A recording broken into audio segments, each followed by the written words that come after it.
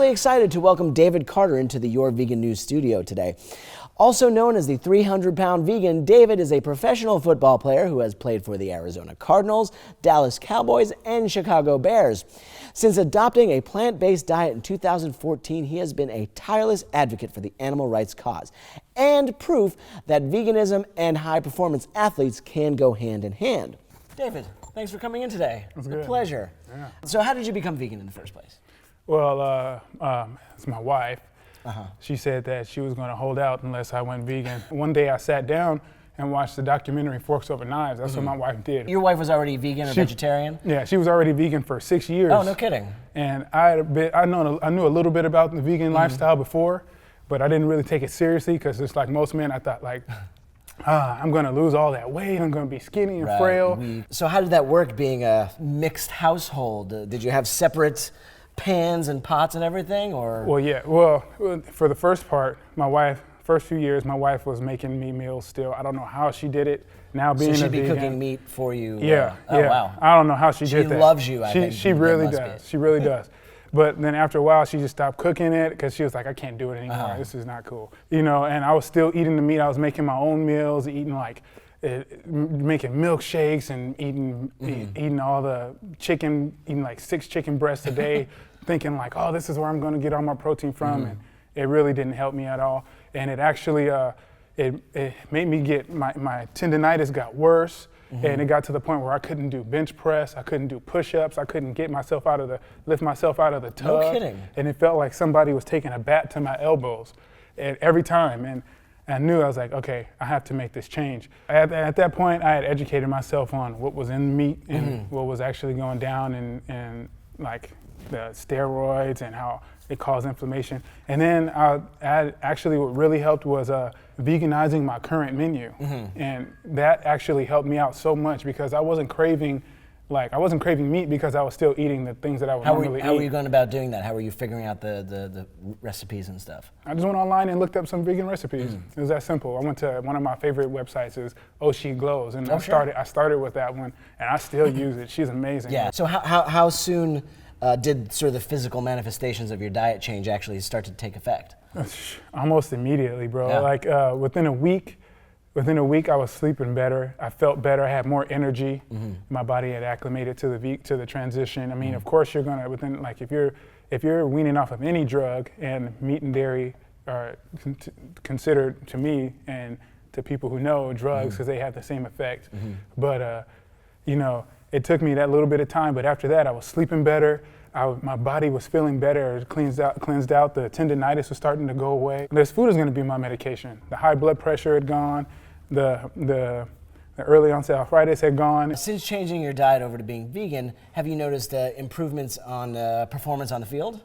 Yeah, definitely. One of the first things that happened to me when I did go vegan, I lost 40 pounds in that first 2 months. Okay. So I was 300. I was 305 actually, and then I got down to 265.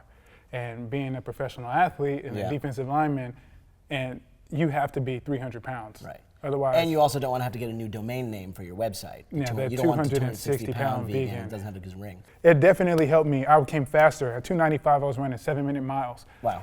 And that's impressive for a 295-pound man. Sure.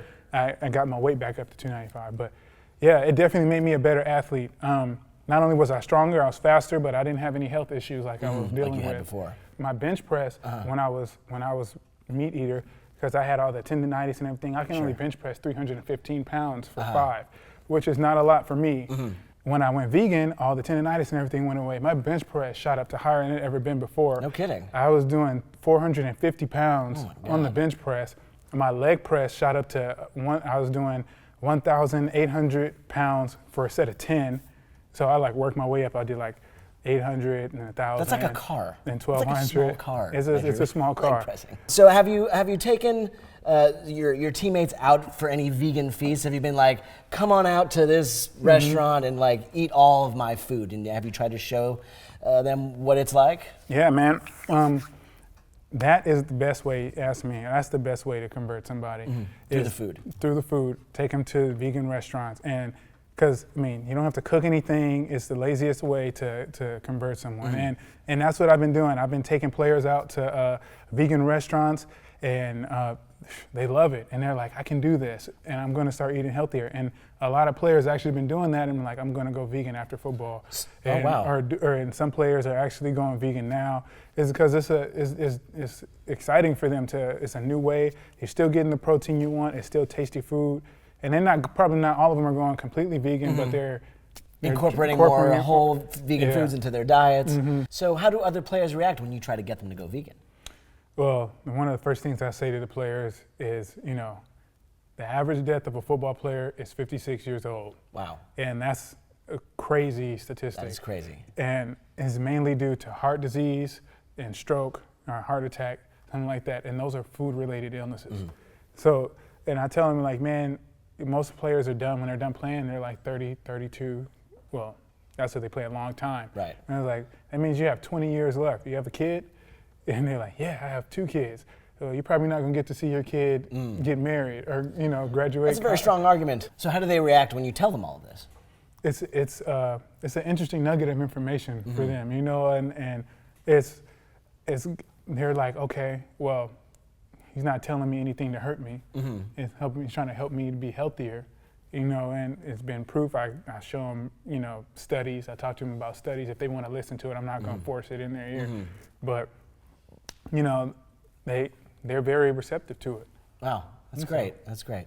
And so for you, what does a typical day of meals look like? Like, do you have that smoothie in the morning first thing, that 1,000-calorie smoothie, and then what? Yeah, I start out with my big ass smoothie, and then the BAS. Yeah, the BAS. I like that. Trademark. Yeah. Trademarking that. Yes. Me and him together. Yeah, it worked out. Business. All right, but start with the BAS, and then I'll probably have like a thing of oatmeal afterwards. You can't lose with oatmeal. Right. And millet and beans and rice. I'll have my nachos. I still do my Still vegan do the nachos. You can't go wrong with it. Do you have a secret recipe for your vegan nachos? Man, it's the cheese. That's Okay, what you do. it's The in the beans and cheese. rice, you just make your beans and Sure. rice, but it's the Right. cheese. It's the vegan cheese. You have to perfect the vegan cheese, Okay. and I have perfected the vegan Well, cheese. can we have this recipe? No, you gonna pay me for it? No. We're business partners. Remember, No. we just became business partners. I'm gonna put it in my cookbook Oh, when it comes out. okay. All right, fine. All right, but Cool. yeah. Next question. Oh, sure. Okay, fine. We're moving on to the next question. Doesn't want to tell me his cheese recipe. Whatever. So what projects are you working on outside of football now? Right now, I'm doing a lot of public speaking. I'm going around the universities. I'm speaking at universities. I'm slated to speak all next year, and then I'm going around the world and speaking there too, working with a few vegan companies. Oh, yeah. I'll talk about that on another time. You guys bring me on here. Well, I'll have you back. Also, in the working of making a cookbook, and Awesome. I'll bring that on here next time if we come back. Okay. And have some vegan workouts and stuff on there. So get ready for that. So what kind of information is in your talks? It's different when you hear a vegan message. Most people, get the vegan message from someone who's skinny, frail. The average vegan. Nothing against my vegans. I love them. They're great.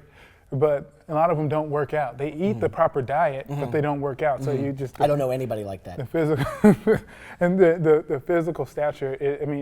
Being a big guy, an NFL player, athlete, was 315 pounds as a vegan. Like it just provides a different message. And then not only that, I talk about the medical aspect of it, just how being a vegan helps your body improve physically, mentally, all that stuff. And so, yeah, I go deep into it. I even talk about erectile dysfunction. Oh. Because a lot of people suffering from erectile dysfunction. Right. And I think the erectile dysfunction will be very persuasive. Oh, yeah. would be like- I tell football players Yeah. that too. Like, yeah, you got that little noodle, you better eat better, A tight bod means a hard rod. That's yeah. I wake up every morning and say those exact words. Once again, thank you, David Carter, for speaking with us. You can see more of David on his website, the300poundvegan.com, or on social media at the300poundvegan.